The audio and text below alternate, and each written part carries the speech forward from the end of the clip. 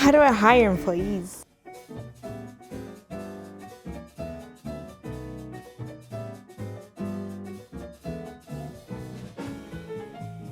How do I fire employees?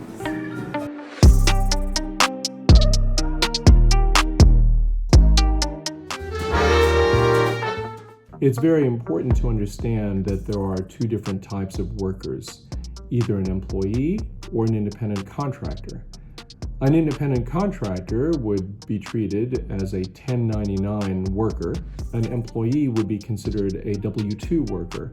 W-2 meaning the designation of the tax form that they get at the end of the year to articulate the amount that they earn for that year. The amount of control that an employer has over that worker, whether they are an employee or an independent contractor, is determined usually by their status, either as an employee or an independent contractor. Now, the Internal Revenue Service, or IRS, has very specific definitions, or at least general guidelines, as to what defines or distinguishes between an independent contractor or an employee.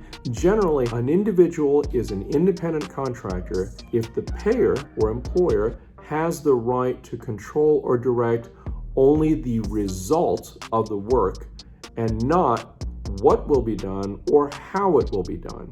The earnings of the person working as an independent contractor are also subject to self-employment tax. In contrast, an employee is typically somebody who is under the direct control of an employer. This is somebody who offers them a wage but then withholds taxes, withholds for a retirement plan. And from the IRS's point of view, they are considered a W-2 employee. One of the tests that the IRS uses to determine whether somebody is an employee or an independent contractor is determining the degree of control that an employer has.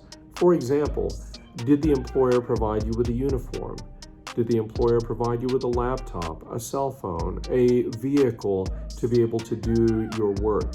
Is the employer controlling your schedule?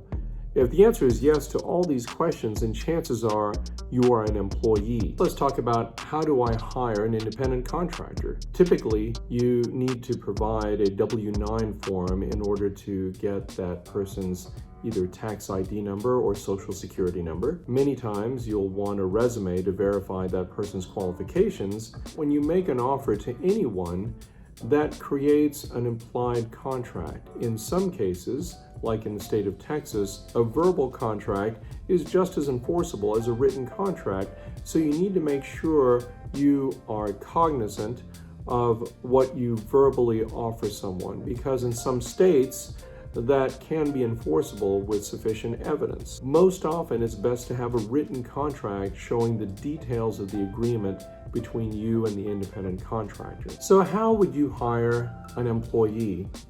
First, you need to provide a W-9 form so that you can obtain their EIN or employer identification number or a social security number. Second, you need to set up your records, usually through your HR department or individually, for withholding taxes. This includes federal income tax withholding, as well as federal wage and tax statements. You also need to make sure that you made provisions for withholding for state taxes. Many states have state withholding forms, and you'll want to go to the state filing office or the Secretary of State to find out what the forms are for your specific state. Next, you want to define or clearly articulate what the role is that you're hiring for.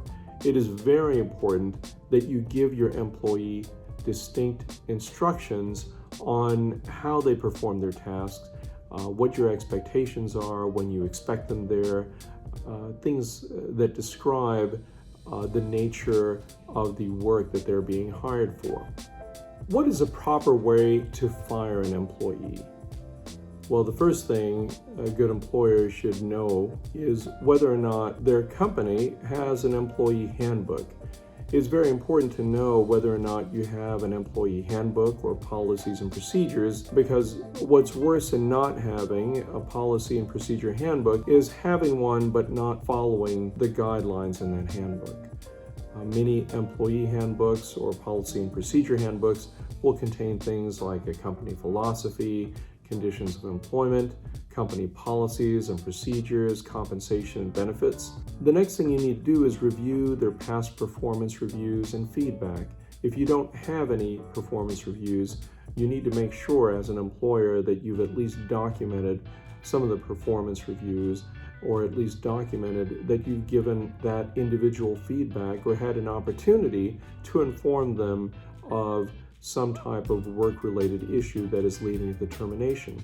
You also specifically need to document any kind of official warnings, any violations in company policy, anything that would substantiate your terminating that employee. You need to make sure you at least have one other person in the room, because the employee may become emotional or even violent. It is important to document that there has been some type of face-to-face conversation with that employee.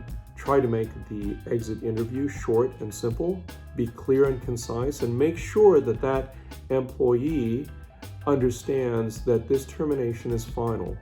One of the worst things you can do is terminate in a half-baked manner and leave the employee unsure as to whether or not they were terminated. Next, you need to make sure you collect any work-related items. This includes security badges, keys, card keys, laptops, credit cards, cell phones, tablets, mobile devices, any other kind of miscellaneous office equipment. Make sure that that individual is also escorted out of the building on civil terms. My name is Dr. Raymond King. I'm an attorney as well as a physician. I am a corporate lawyer in practice, and I form many corporate entities that hire and fire employees or independent contractors on a routine basis.